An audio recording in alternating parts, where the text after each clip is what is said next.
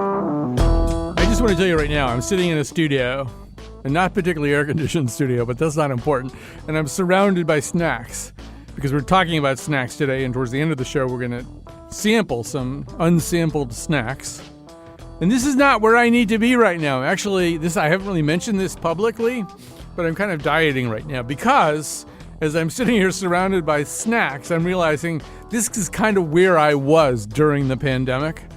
Like I was under pandemic stress. I had other kinds of really horrible stress in my life, and snacks were a big part of my coping mechanism.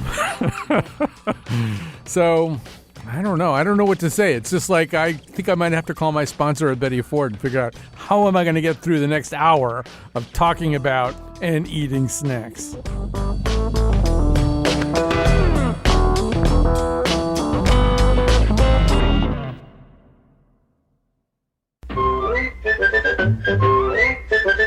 What do you want when you gotta eat something? And it's gotta be sweet, and it's gotta be a lot, and you gotta have it now. What do you want? Nip, snackin', whip, packin', patty, whackin', ink and knackin', glue, rackin', scalawackin', cracker jackin', cracker jack.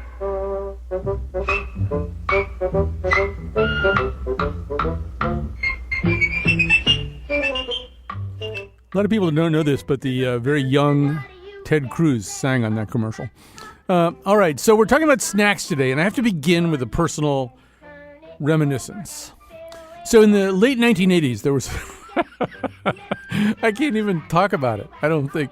There was a snack called Zeus Chips, and it was sold in a big, bright purple bag, neon purple bag, and it was sort of bow-tied pasta with a kind of nacho cheese flavoring. And it was invented by Annie Withy, who also invented Annie's Macaroni and Cheese and Smart Food. And it was really, really good. And there was a bar in Hartford called Shenanigans. And if you sat at the bar at Shenanigans, it was there in bowls. They almost needed somebody at the bar whose only job it was to replenish the Zeus chip bowls because you just eat all of them. They were just so good. And then they disappeared. And so in 1993...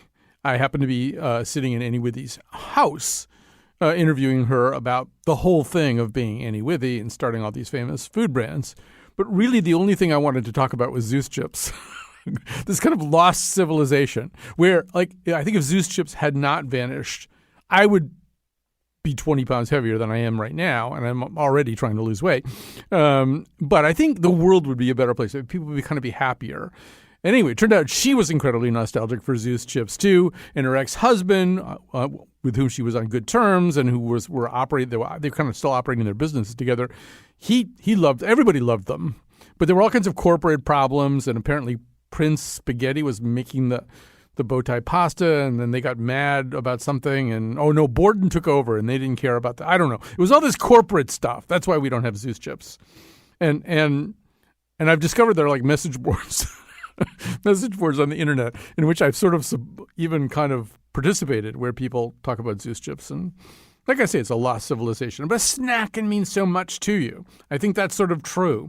So joining us, we're going to do all kinds of things today. Towards the end, Chris Prospero, Julia Pastel are going to join me virtually, and we're going to sample some new snacks. I'm surrounded by ominous-looking snacks right now. But for starters, let's talk to Andrea Hernandez, founder of Snacks Shot, an online community of people talking about snacks and so much more. Andrea, welcome to our show. Hi, thank you for having me. I'm so excited to be here. So I'd like you to maybe expand a little bit on what I was in my own fumbling way trying to say, which is there is a sense, and I sense this in your work, and I've listened to you talk on your podcast about snack boys and things like that. There's a way in which a snack is more than just a snack, right? A snack is, for all of us, it's satisfying at a kind of gustatory level, but also at some kind of psychological level and all kinds of associations we have. I don't know, maybe, do you have like sort of a grand unified snack theory? Yeah, 100%. Millennials, and there's data to back this up.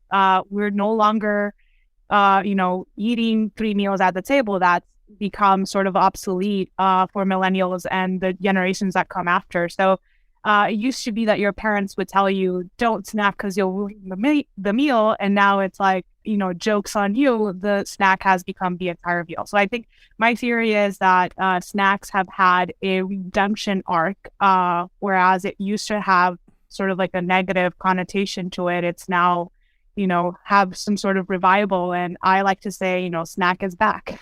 Yeah, although if a snack is going to be, if in fact we're going to have generations of people who kind of eat standing up or eat, kind of on the go and therefore then a snack theoretically may have to be a little bit more functional and less pleasurable, right? It's going to need to have, pea powder in it for protein or something, or maybe it doesn't. You're the expert. I would say, so I think it's so funny. We have seen a rise in functional, quote unquote functional, because honestly, snacks in general, food in general, beverages in general, they have the function of feeding you and hydrating you, etc.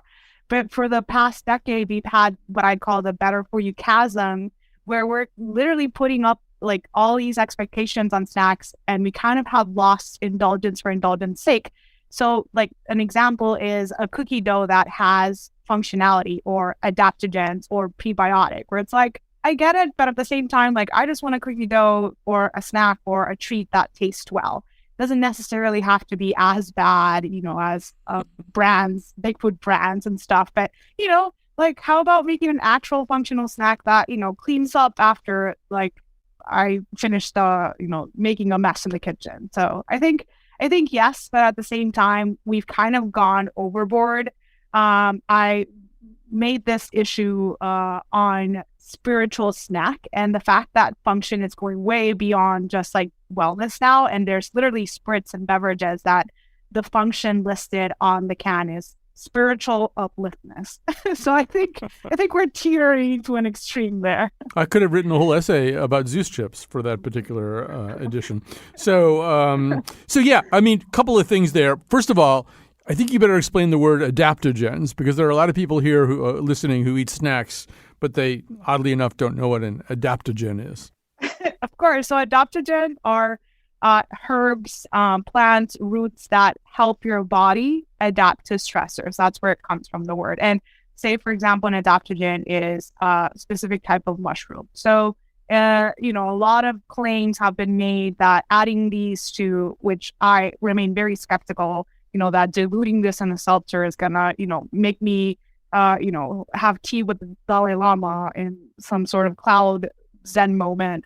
So I think it's become sort of like in my opinion, it's the new organic, right? I think that there could be some validity around using this as like a supplement, etc. But adding this to cookie dough, I don't know how much Zen you're going to be feeling. I mean, cookie dough itself, it's already a treat. It already makes me feel happy. I don't know why it needs to have anything else on it. On your Substack, I actually did see a canned beverage called Immorel.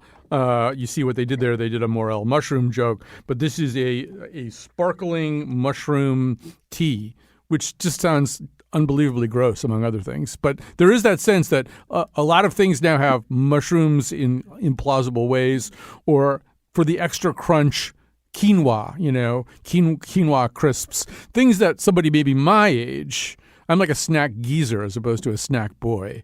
I just don't associate those things with snacks. Yeah. So by the way, a snack boy, the definition of it is like a parody of, think of that person who spends too much at the beverage aisle of whatever trendy equivalent of Erewhon there is in the Northeast Coast. But yeah, it's someone who spends too much time deciding between CBD and adaptogens or THC and tropics instead of, maybe spending that money on therapy, because a lot of these products are pretty expensive, let me tell you. $6 for a can of what is inherently just sparkling water, but But yeah, it's the vibe. Yeah. And I do like your idea. I don't want to rush past it. I like the idea that you were sort of referencing earlier of maybe some kind of snack that would have like nanobots in it that would clean up the kitchen, like, all the little sort of sprinkled cheese dust and stuff like that. The little nanobots would come out of the snack package and just sort of erase all traces of the snack crime you had committed.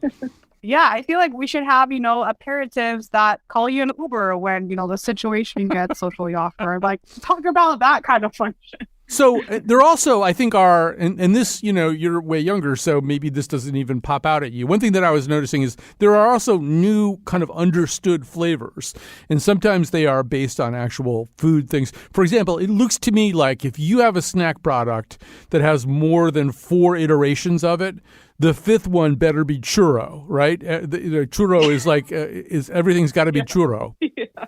Yeah, I would say a good example of a recent brand that launched that did come up with like this like Mexican hot chocolate churro kind of flavor is this brand called Pups. And to the point that I think we reached peak function, this brand actually launched with a label that says not healthy in their packaging, and I really love that. I think the pendulum is swinging back. But yeah, to your point, they have like salt and vinegar. I think they have a cream, like onion cream one, and one of them is cheddar, and then the other one is the Mexican chocolate churro one. So you're 100% right on that. Does that feel like cultural appropriation? I mean, like suddenly any schmuck can put out something called churro? I would say, yeah, I think there is a lot to say that there is many of these like flavors that are maybe not as I would say authentic because their founders are not from that specific group of people that's where they like this ingredient heralds from. But I will say like tepache is a good example of that. Tepache has become sort of like quote unquote the new kombucha. And I think it just goes back to the consumer to kind of just educate themselves. Like, is this someone that's like a legit Mexican founder? Because tepache is originally from Mexico. But I do love that there are brands, you see like Omsom or Fly by Jing that are actually like Asian American founders that are sort of claiming their own. So you're like, okay, if someone's going to commodify this, it might as well be us. And I really love to see that you're seeing it with Latin American founders and Agua Fresca, for example, as well. So, I think yes and no. And I think also if you don't keep up with this kind of stuff, I mean, for example, today I was looking at a product called Snacklins, and one of the flavors of Snacklins is Chesapeake Bay flavor. And I was not familiar with that term, and I'm looking on the label. What is it? Does it taste like dirty salt water and dead crabs? What does the Chesapeake Bay flavor taste like? And it didn't say anywhere. It felt like that I would know that. And then I did some more looking, and it turns out Chesapeake Bay flavor is a thing, right? You're supposed to know what Chesapeake Bay flavor is. Yeah. No, but I really love that kind of like spoofing. I think it's hilarious because it's like when you talk about what original flavor is, I think that's it's similar to that when people say like original flavor. Okay, but what does that actually mean? Original to what? And I've seen memes like spun out of that. And I think it's funny. I like that. And I'm a huge fan of Snacklins, by the way. They taste really good. Are they good? Yeah.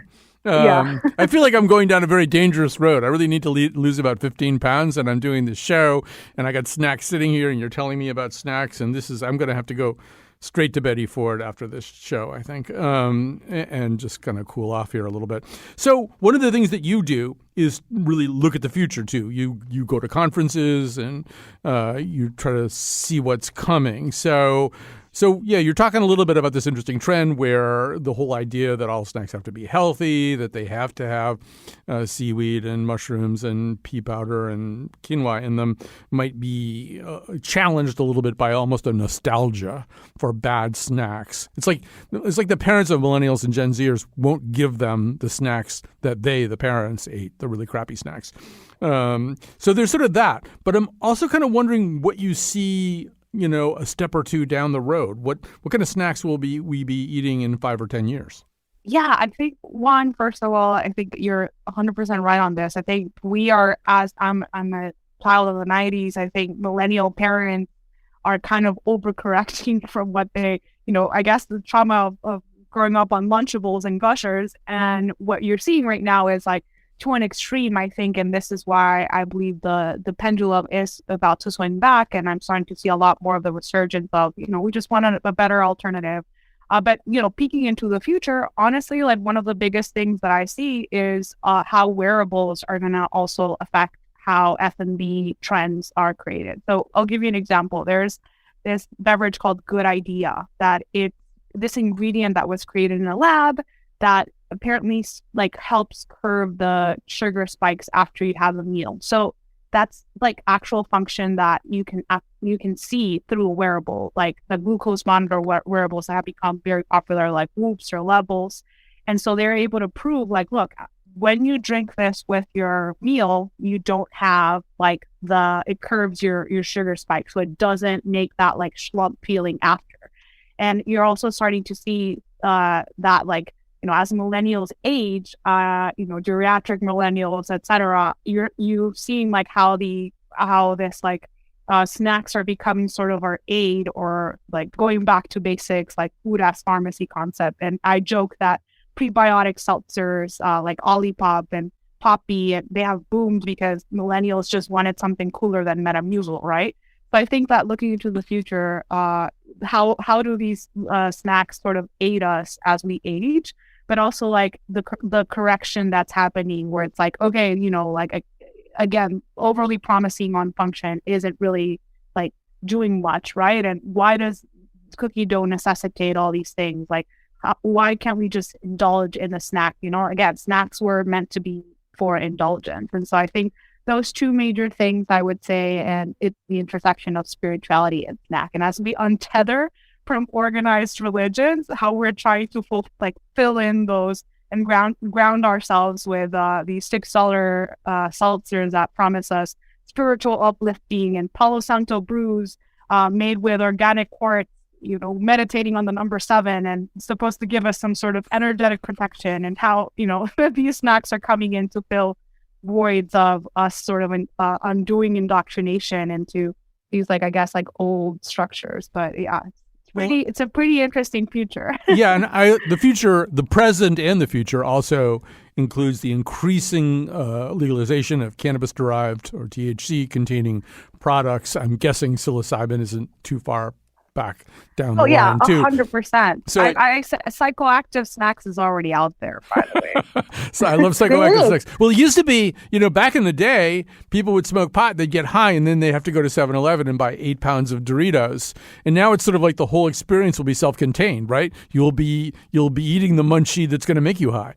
Yeah, literally THC. There's this company called Tempo Crackers. But this is the dangerous thing, because like, you want to eat the entire bag, but like, shit, you just like put so much THC into your body, you have not.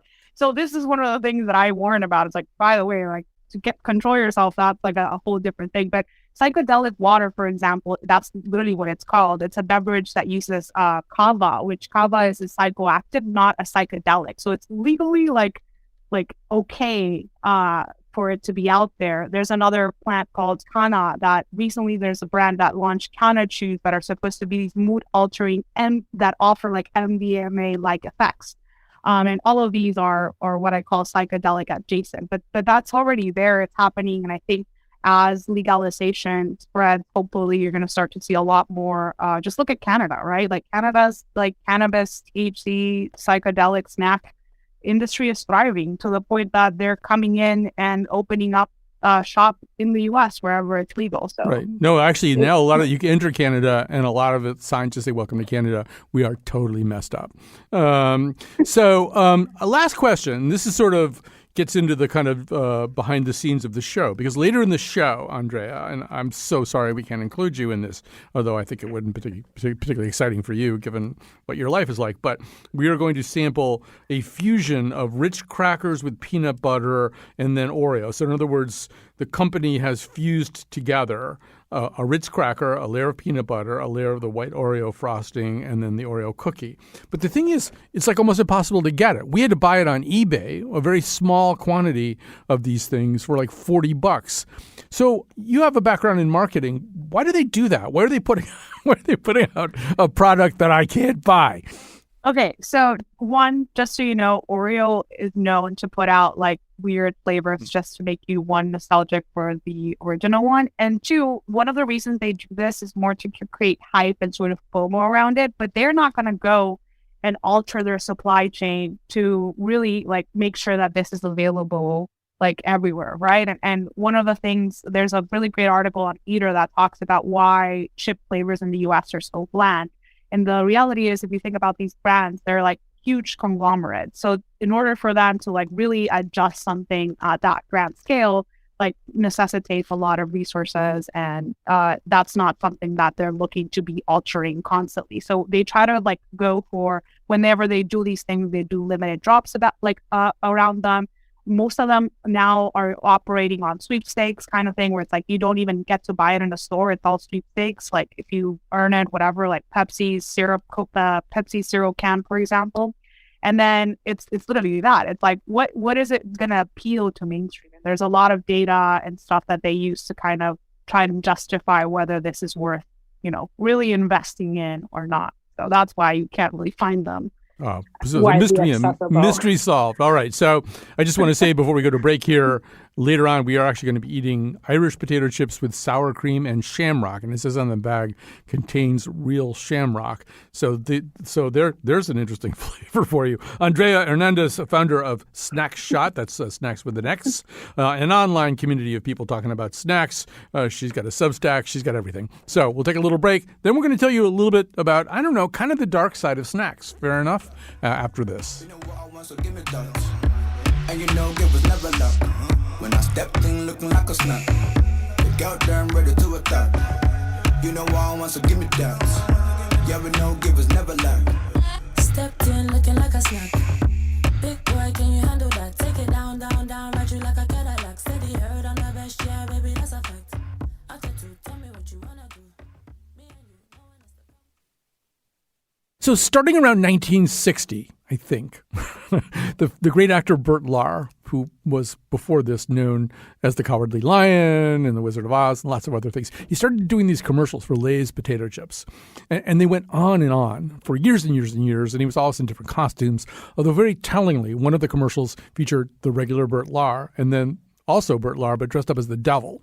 And the devil was getting Burt Lahr to eat Lay's potato chips. But the tagline for all of these commercials was the same. It was, bet you can't eat just one, which in retrospect and in light of the conversation we're about to have feels both like a marketing slogan and a confession, because it turns out that these companies were engineering food exactly for that purpose, so that you would not be able to eat just one. That's exactly what they wanted to have be the case, and they may have taken certain chemical shortcuts to get there. Here to explain all of that is Mark Schatzker, writer-in-residence at the Modern Diet and Physiology Research Center affiliated with Yale University, the author of The End of Craving, The Dorito Effect, and Steak, and he's with us right now. Hi, Mark. Hello.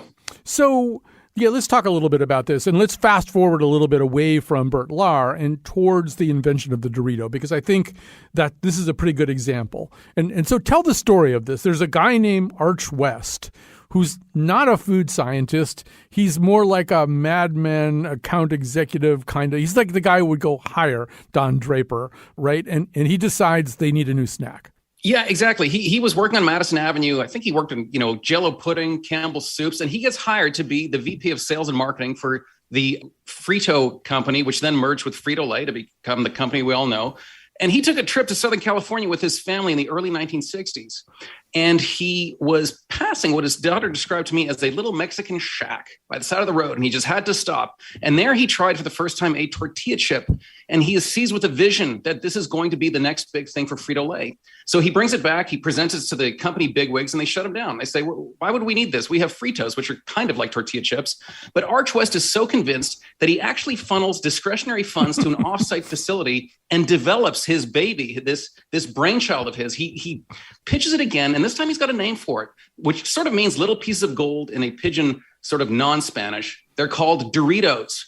And I know what you're thinking. This is the moment the world changed. And this is the moment, not quite, didn't change, because the first ever Doritos were just like those tortilla chips on the side of the road, just salted tortilla chips, the kind that we dip in dip, something that needs something to be put on it to be tasty. And they bombed. The complaint was the snack sounds Mexican, it doesn't taste Mexican. So Arch West has to face his corporate peers. This snack that he wasn't supposed to develop is now not doing well. They say, what are you going to do about Doritos? And he says, let's make them taste like taco.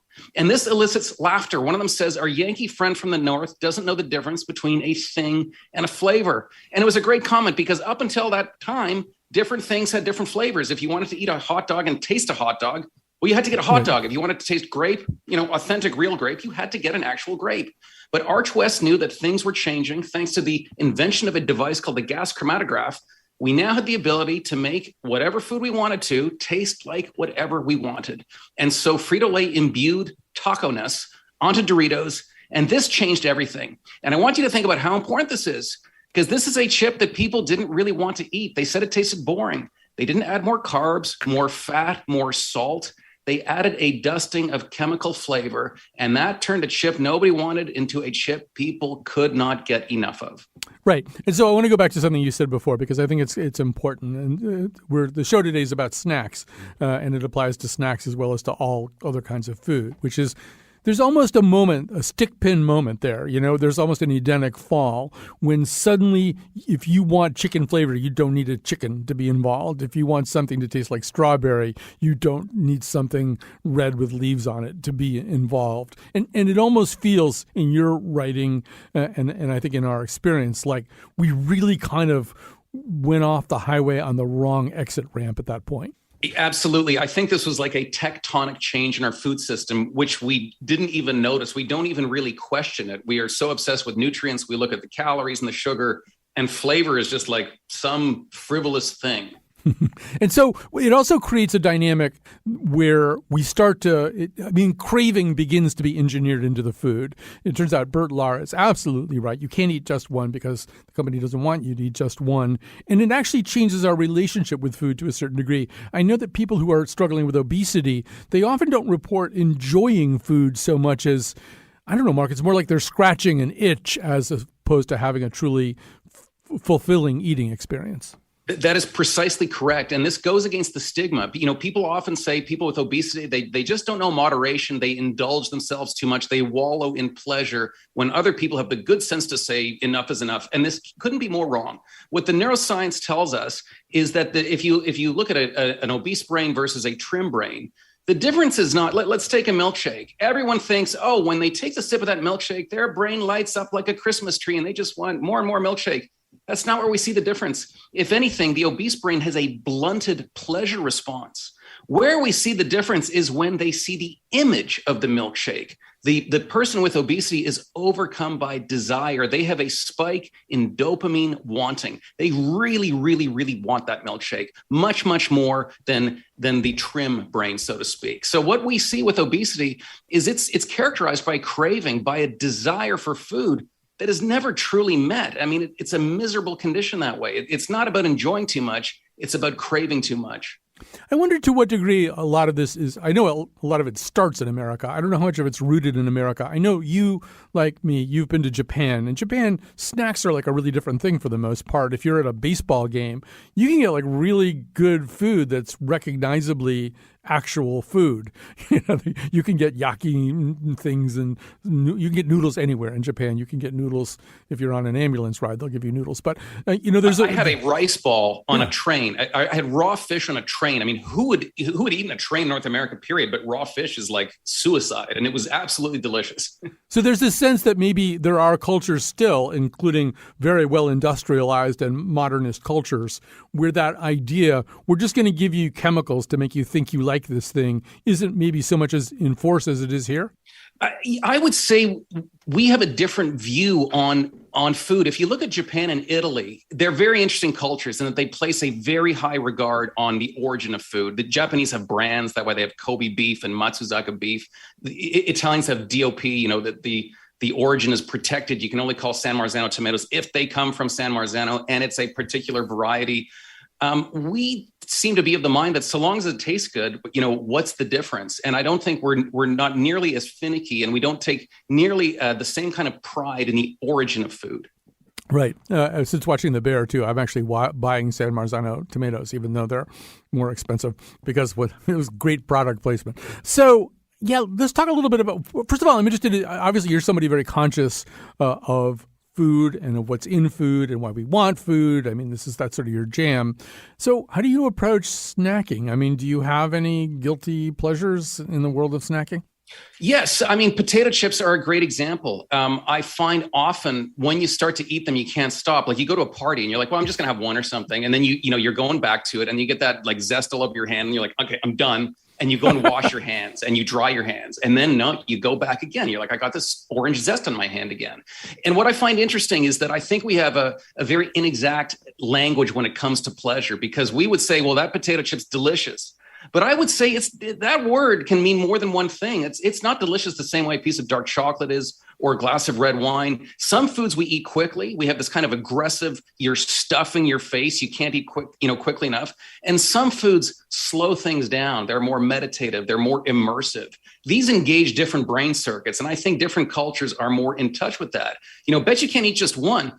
Like, think about it. Do you ever talk about the best potato chip you ever had? Like, I was on my honeymoon and we cracked open this bag of chips on a hike. And like, no, we don't. But yet when we start to eat them, we get caught in that reinforcing circle of just one after another after another. And I don't think these foods truly pleasure us. I think they kind of pull us into a trap. Right. Once again, it's an itch that you're scratching. And once you do that, you can't stop scratching it because you'll feel the itch again. And it does feel as though all of this is designed to not have an off switch. It's the most beautiful piece of commercial food engineering that you don't want to stop eating something. Like if you eat a steak, you're done with the steak. It's not like you want another steak, at least unless you have like a gigantic steak problem. And so particularly, I think snacks are in that area, right? There's no particular reason, as far as the companies are concerned, why we should ever stop snacking. Yeah, and I think that the snacks we're talking about these are totally confected food items. They sort of vaguely resemble stuff in nature. Like the interesting thing about soft drinks is that they taste like things in the forest or in the jungle. They have fruit flavors, but they have none of the stuff that actually makes them good. If you look at potato chips, for example, they taste like things that they are not. I think there's better things you can snack on, like peanuts and so forth, but that's not really how the culture's geared. We're always reaching for those things that kind of get us into that trap again. Yeah, there's a distinction that you make of wanting versus liking. Do I have that right in the end of craving? Yes. Talk about that. And it's not my distinction. This is a neuroscientist named Kent Berridge who discovered these two distinct and very interesting neural networks, both kind of under the umbrella of pleasure. But one of them, this is the dopamine network, is all about motivation. It's about wanting. It's important. I mean, in nature, you need to go and get the things you need. But then we have this other capacity that not all animals have, where we can experience pleasure. These are opioid, the opioid circuits, which it's a very different feeling. It's immersive. It's the kind of feeling that you truly remember. These are the moments, the food moments that you think back to, that incredible mushroom or that great steak or that great glass of wine. Very different food experiences. As you're talking to, I'm thinking about a scene in The West Wing where the character Leo, who's an alcoholic, a reformed alcoholic, is, I think, outed by an intern as a former alcoholic. And she says to him that the reason she did it, she's worried because he's the chief of staff to the president. She goes, what if you take a drink? And he says, I don't know. But probably a nightmare the likes of which both our fathers experienced, and me too. So after 6.5 years, you're still not allowed to have a drink? The problem is, I don't want a drink. I want 10 drinks. Are things that bad? No. I don't want a drink. I want 10 drinks. And there's sort of a way in which that describes our relationship to snacks as well. I don't want one potato chip. I want 10. I want a whole bag. I want a big bag. So, with that in mind, are there things that people can do to sort of circuit break here to kind of disrupt? I mean, we can obviously abstain from potato chips, and that might be a pretty good idea. But let's say we don't want to. What can we do to break the circuit? Well, I would say I think flavoring is an interesting thing. That the reason we have this flavor sensing equipment, the nose and mouth, extremely sensitive chemical sensing apparatus, it's how the brain finds nutrition in nature, and we're really short circuiting things when we start to use flavors and things like sweeteners out of context, out of their nutritional context. So I would say a good rule of thumb is to just eat things that taste like what they are. That sounds really weird, but it's actually not that easy to do. So when it comes to something like potato chips, I've got a family. We don't eat them all the time, but if you're going to get a bag of potato chips, just get plain potato chips. And, that'll give you that you want the crunch, you get the salt, but it doesn't pull you into that trap in quite the same way. If you follow that logic, you start to consume, you're not drinking as many soft drinks. And over time you find, like, it's been a few months, you have a sip of Pepsi or Coke and you're like, oh my God, that tastes, it's like sweetened, bubbly syrup. So over time, I think you can train your palate away from this stuff. But it's very challenging because as our body gets used to these things and gets used to a certain caloric intake, it gets really hard to start to change that. So the most important thing we can do, I think, is as a culture is get away from this stuff and not subject our children to it, raise them in an environment where it's not so much they develop healthy eating habits so much as they want to eat the right food.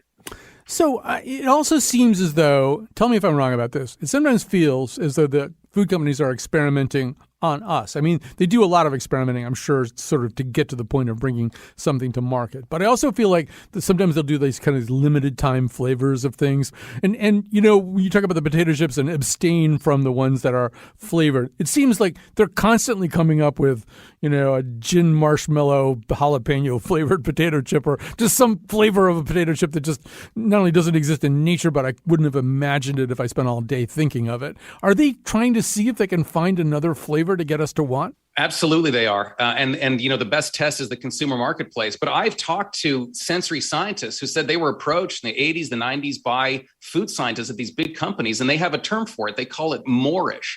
They said, what is the secret to designing snacks that make people want to eat more? And this is important, again, because this gets to this neural network. You know, people talk about a bliss point. I don't think these foods are about bliss. I think these foods are about making you want to stuff your face. And they know what they're doing. You know, these are the foods people buy that, you know, the money starts coming in. It's a revenue stream. And of course, they are incentivized to, you know, to get as much of it as they can. So yeah, they test on us. I went into the store the other day and there's all these new flavors and they say, you know, vote for your favorite flavor by buying it. Right. I long for the days when moreish referred to Othello. Mark Schatzker is the author of many books, including The End of Craving, The Dorito Effect, and Steak. Thank you for taking the time to speak to us. It's been my pleasure. Thanks for having me.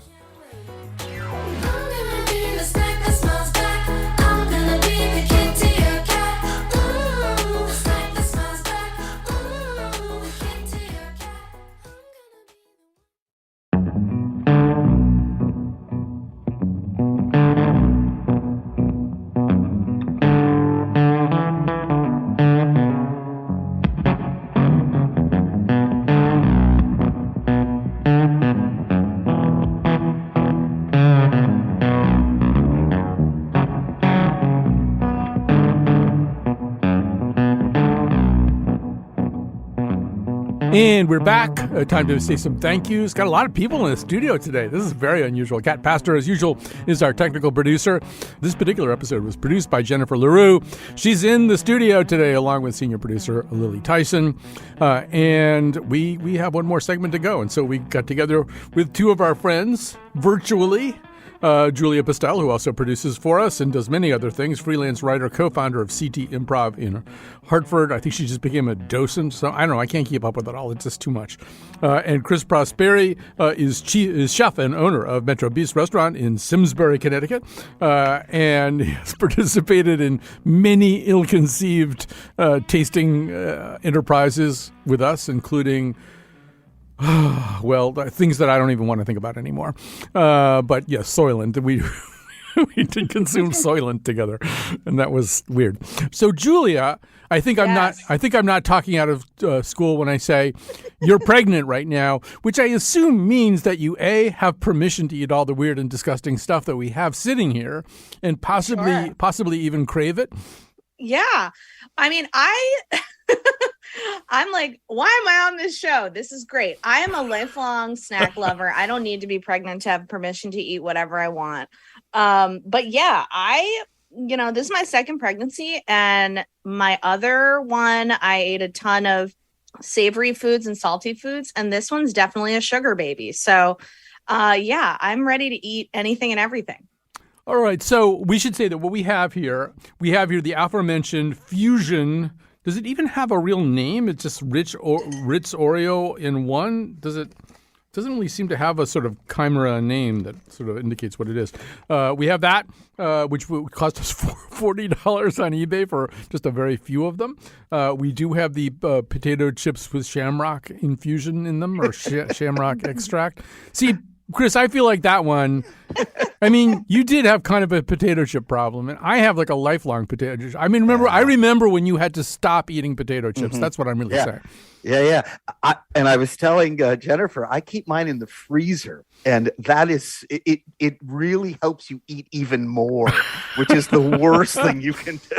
Yes, absolutely. All right, I feel like we have to explore strange new worlds, and so I think we have to do. I have not eaten one of these Ritz cracker Oreo fusion things that were so expensive. So I'm going to. Yeah, mine was delivered by Jennifer in a Ziploc bag in the most sketchy possible way. So I'm very excited. Yeah. All right. So it's kind of broken up a little. Yeah. This is kind of, I don't know. Well, the Ritz cracker integrity is not good, right? There's they were really not made to do this job. They're being sent into space despite the fact that they were working in the steno pool a day ago. They don't really know how to do this. So, all right, I'm going to bite into one. I'm sorry. Here we go. People who have misophonia where you can't stand to listen to people do this. I'm really sorry.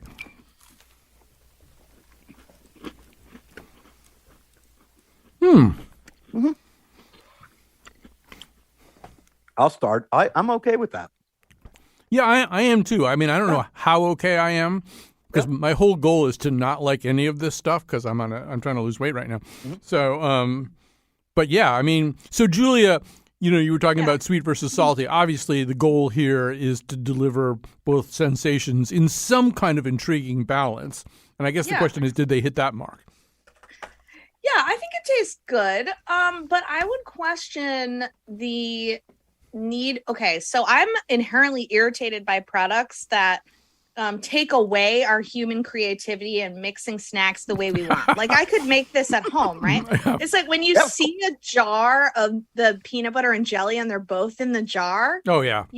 That is just, that gets me, right? So this is the same thing. I feel like now I'm being told I have to eat these things together. Whereas I want to put anything I want on an Oreo. Yeah, I hate it when the state police come in and they say you have to eat this right now. Immediately, you have no option. So, yeah, and Chris, I do feel like at the level of aftertaste, the Oreo is defeating the Ritz cracker, right? The Ritz cracker can't stand up to the Oreo.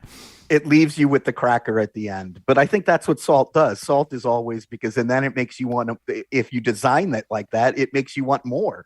Because I'm sitting here going, yeah, that was okay. I don't know if I'd have more. And then as my mouth is getting all that salt now, residue, I'm thinking, oh, I could do that again. So and that's how it works. The other thing that, Julia, to your point about the things that sort of, are already made instead of letting you make them. The other thing that strikes me as weird is there's an actual product that you can buy in a bag in a grocery store. I don't know if you can buy it here. I think maybe Walmart has them, called Indiana movie theater popcorn. It's and I feel like, movie theater popcorn is like the lowest form of popcorn. It's the popcorn that you have to eat because you have no choice. How dare you? I knew this was coming. I have gone here's my confession. I have gone to a movie theater, walked in, just gotten popcorn and left. I have done that. Oh, my Lord. I have a friend that goes in and asks them if they can have whatever they put on the popcorn to take home for their, regular microwave popcorn. I mean, I do know that one of the chemicals, I read this somewhere, crosses the blood-brain barrier, and I don't know what that means, but I feel like eating popcorn that crosses the blood-brain barrier is just asking for trouble. All right, so has anybody already tried the Shamrock potato chips? No, I'm going to do it right now. No. I've already, okay, you guys try them. I had a moment with them during the B segment. So while you're crunching, let me just say that this is called Keogh's Irish potato chips. They're actually made in Ireland. It says on the package contains real shamrock, because who doesn't want that? I mean, actually, anytime I'm out on a hike and I see some, I just fill my face with them. One of my favorite things, too, is that there's a thing called SpudNav on the back. It's a QR code that somehow or other allows you to track. You can trace this back to the potato field it came from. That's the most Irish thing ever. It's like, I really need to know whether this came from Kavanagh's potato field, or McTavish's potato field. So Chris, I think you should go first because you are the potato chip connoisseur. Okay. I first want to say I've never had a potato chip I didn't like. Right, exactly. And this is going in there. I don't know if I taste the grass. I'm sorry, shamrock. But I would put. I'm going to put these in the freezer right next to my Deep River potato chips and my and my Lay's potato chips, and it'll have a place in the freezer for now. Right. There are little green flecks in it, although those I believe are parsley. They're not shamrock. The shamrock is in the form of an extract. So there you go. So Julia, how about you? How's that working for you? I wish they tasted more weird. Yeah. Like they taste pretty close to sour cream and onion chips. Yeah. Mm-hmm. And I wish they tasted like, when you're a kid and this is going to be weird. You're like pretending to be a cowboy or like a farm girl and you put a piece of grass in your mouth and you like really taste that grass. Mm-hmm. I was expecting a little more of that, like that's my main grass tasting experience. Right. But, this is too normal. Yeah. I want it weirder. I for a while I was dating a horse and we would go out and we would, so and that's not even a childhood thing. So, by the way, while we've been doing this, if we needed to wash things down, Jennifer LaRue has given us Coca-Cola Starlight. I don't know whether this is tied to the Webb Space Telescope or something. It's a limited edition of Coca-Cola. It is reddish in hue, and I don't know. It's pretty disgusting, I think. But I am not going to taste this one. I'm going to put this one in the basement. Yeah. And I'm going to hide it like in the foundation. And in a few hundred years, someone is going to tear down the house and find it. Oh, I thought you were going to sell it on eBay. No. I think I'm just going to leave it there. And, 100 years or 200 years, they'll know civilization in the 2020s by Starlight Coke. So you're going to let some sentient robot come and drink your Coke is basically what you're saying. Because they're not going to be people there won't be people left at all. There won't be none of them. All right. So we're short on time here. And I don't know if you guys had specific preferences. We do have, continuing the Reese's Potato Chip Cup. Big cup, which is like a big Reese's peanut butter cup, except there's potato chip filling. Mine have melted into slag. I can see Chris giving a thumbs up. I am so glad I agree with a renowned chef. I think sometimes corporations are evil and sometimes corporations are fantastic. And this is really good. Oh, yeah. This is the opposite of the Coke experience. Yeah. I will buy this. Because you were upset when Reese's was putting little kittens in their peanut butter cups. That they weren't a good company then. That's a joke. That did never happen. Go ahead. I will eat a Reese's peanut butter cup and crumble potato chips on top. So I'm already there. You've actually. So you're back to Julia's earlier point. You've already done this. I've already done. Last night I had a leftover pizza. I put it in the microwave, heated it up, and then I walked over to the freezer, crumbled some potato chips, and put it on top of my pizza. I just want to say, this man runs one of the greatest restaurants in Connecticut. He's an acclaimed chef in every possible way. It's like there's two Chris Prosperis. Potato chips on top. This is Chris Prosperi's evil twin, who does all kinds of things the other Chris Prosperi would never ever do. All right, we probably have time for one more snack, and we only have 2 minutes left of the show. But I think, Julia, you were somewhat partial to the red hot spicy almonds brought to us by the people. Yeah, I thought these were good too. I mean, I like hot things, and I like that hot things are a popular flavor now. Yes. They were delicious, but I know Chris loves Cracker Jacks. Oh yeah, Chris, you should say a few words about Cracker Jacks. Childhood. Going to Met games in New York, right? Yeah. And you would get your box of Cracker Jacks. And it's funny because of marketing in your other segments. This is the reason I used to get Cracker Jacks was for the prize because, years ago, the prize was really cool. I opened my prize and this one got a little picture. And then I actually found myself while I was listening to the beginning of the show, going to the website and playing the game with my little prize. It was very fun. And I ate all my Cracker Jacks. Yeah, actually, I was at Betty Ford with Mr. Met, and he apparently he didn't eat the Cracker Jacks the way you're supposed to. I can't really. Let me just say he liked the crack better than the Jacks. I guess that's a better way to put it. So I don't know, Julia, say one or two words about the red hot spicy almonds, unless you've said everything you have to say, and then we all have to say goodbye. Yeah, absolutely. I think I like a snack that almost hurts you. I like a snack that makes you cry. I want to be brought to the brink of human emotion by my snack in one way or another. And pain Like snacks are a good way to experience pain. So it's like it's okay. 50 shades of snacks. We get it. All right, exactly. We have to right. stop now. That's a great place for us to stop, though, with 50 shades of snacks. Have a snack that brings you to the edge of pain, and think of us when that happens, when you're at your climax, so to speak. All right, we have to go. Thanks to everyone who helped out today.